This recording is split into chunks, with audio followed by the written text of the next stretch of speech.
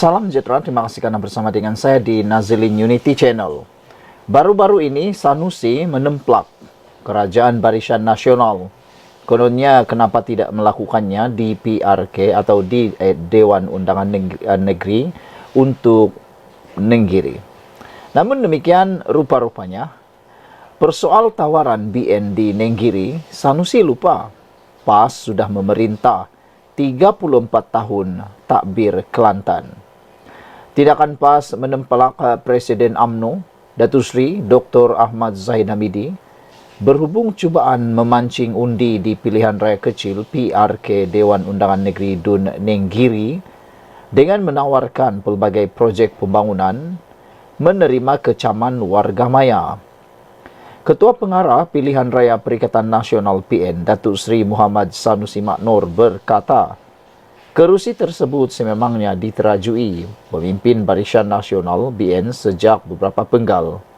Namun, Dewan Undangan Negeri berkenan seolah dipinggirkan sebelum ini ketika di bawah Wakil Rakyat BN.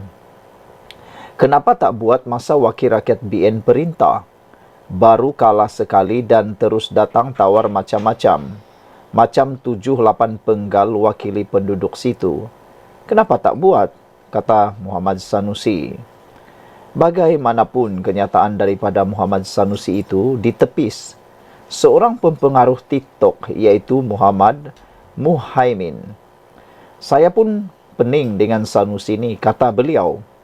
Dia persoal tawaran yang dibuat oleh Datuk Seri Ahmad Zahid Hamidi jika Barisan Nasional menang di Dewan Undangan Negeri Nenggiri. Adakah Sanusi sudah lupa? PAS yang memerintah 34 tahun di Kelantan, sepatutnya Kerajaan PAS Kelantan kena buat pembangunan di Dewan Undangan Negeri Nenggiri. Seperti selesaikan masalah jalan raya, air dan apa jua masalah rakyat di Dewan Undangan Negeri tersebut.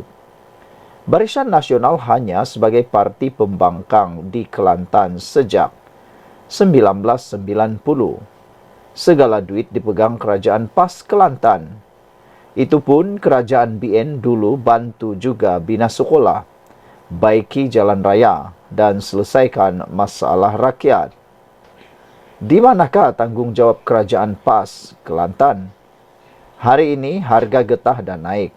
Terima kasih Kerajaan Madani, pimpinan Datuk Seri Anwar Ibrahim, puji beliau lagi.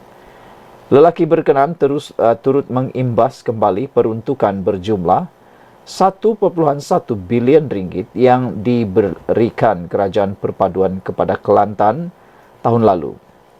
Sekaligus menyifatkan Anwar Ibrahim dan Ahmad Zahid Hamidi tidak pernah meminggirkan negeri tersebut. Kita ucap terima kasih Kerajaan Perpaduan. Tidak pernah pinggirkan Kelantan sejak menang PRU15, ujarnya lagi.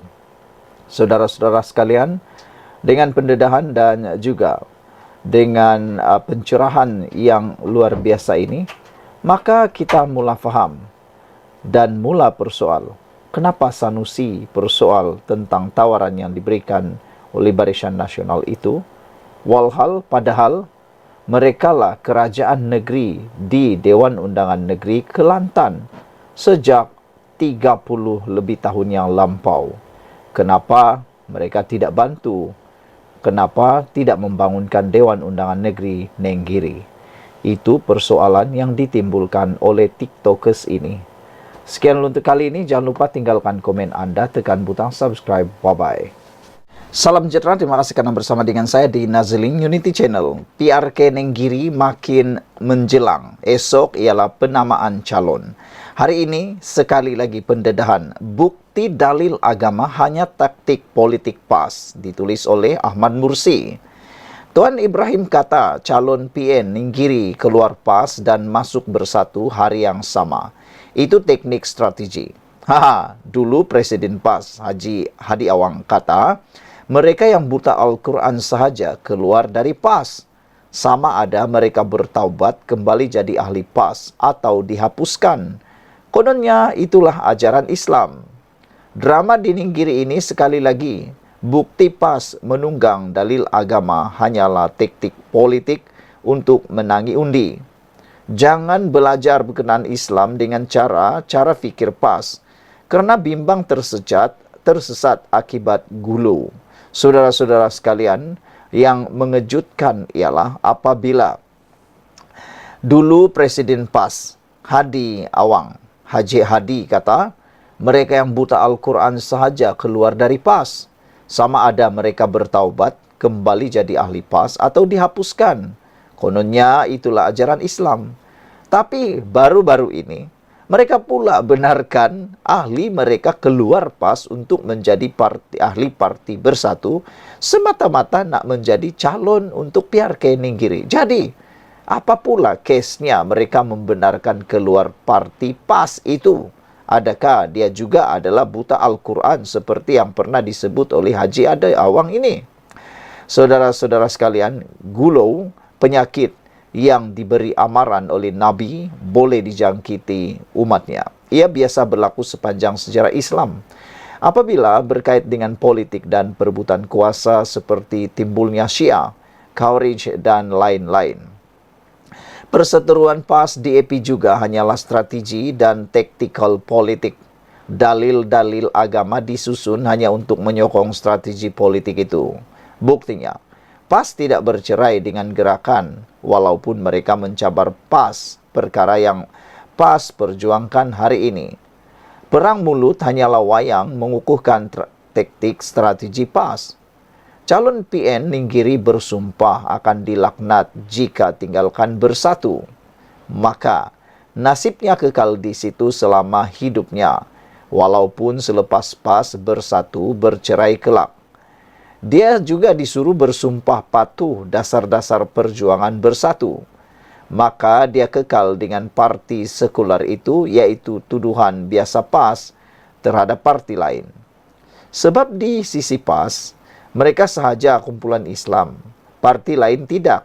Sebab itu dipasak atau pasak doktrin sesat peraturan tidak bertulis jika keluar PAS seperti keluar Islam. Walaupun berpuluh-puluh tahun bersahabat, jika berpindah parti, persahabatan itu hilang serta-merta. Di kampung-kampung, boikotnya lebih menakutkan.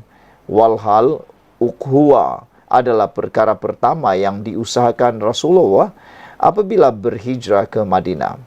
Puncanya, kerana politik gaya Khawarij yang diterapkan dalam manhaj PAS, ahli bawahan yang cetek pengetahuan agama atau belajar agama melalui ustaz-ustaz PAS, lakukan kafir-mengkafir tidak lagi berlapik di grup-grup WhatsApp serta media sosial, dan ini sangat menakutkan. Saudara, ini pendedahan paling luar biasa. Ini mudah untuk Anda fahami dan mudah untuk Anda share kepada semua orang. Bukti dalil agama hanya taktik politik PAS. Tuan Ibrahim kata calon PN Ninggiri keluar PAS dan masuk bersatu hari yang sama, itu taktik strategi. Malangnya, dulu Presiden PAS Haji Hadi pernah berkata, mereka yang buta Al-Quran sahaja keluar dari PAS. Sama ada mereka bertaubat, kembali jadi ahli PAS atau dihapuskan. Kononnya itulah ajaran Islam. Drama Ninggiri ini sekali lagi bukti PAS menunggang dalil agama hanyalah taktik politik untuk menangi undi. Jangan belajar berkenaan Islam dengan belajar cara fikir PAS, kerana bimbang tersesat. Gulau ialah penyakit yang diberi amaran oleh Nabi, boleh dijangkiti umatnya. Ini biasa berlaku sepanjang sejarah Islam. Apabila berkait dengan politik dan perebutan kuasa seperti timbulnya Syiah, Khawarij dan lain-lain. Saudara-saudara sekalian, yang lebih membuatkan kita tersedar ialah perseteruan PAS DAP juga hanyalah strategi dan taktikal politik. Dalil-dalil agama disusun hanya untuk menyokong strategi politik itu. Buktinya, PAS tidak bercerai dengan gerakan, walaupun mereka mencabar perkara yang PAS perjuangkan hari ini. Perang mulut hanyalah wayang mengukuhkan taktik strategi PAS. Calon PN Ninggiri bersumpah akan dilaknat jika meninggalkan bersatu. Nah, maka nasibnya kekal di situ selama-lamanya, terpaksa selama-lamanya bersama dengan bersatu. Karena dia sudah mengangkat sumpah laknat. Dia harus bersama bersatu selama hidupnya. Walaupun pas bercerai, bersatu bercerai kelak. Bayangkan, kalau tiba-tiba ditakdirkan pas dan bersatu, bercerai, Perikatan Nasional bubar, apa nasib dengan calon Perikatan Nasional PAS ini yang sudah lompat parti kepada bersatu dan sudah angkat sumpah laknat?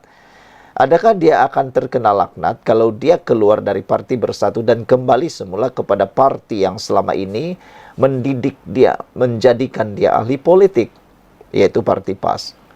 Dia ini sudah disuruh bersumpah patuh dasar-dasar perjuangan bersatu. Maka dia kekal dengan parti sekular itu, yaitu tuduhan biasa PAS terhadap parti lain.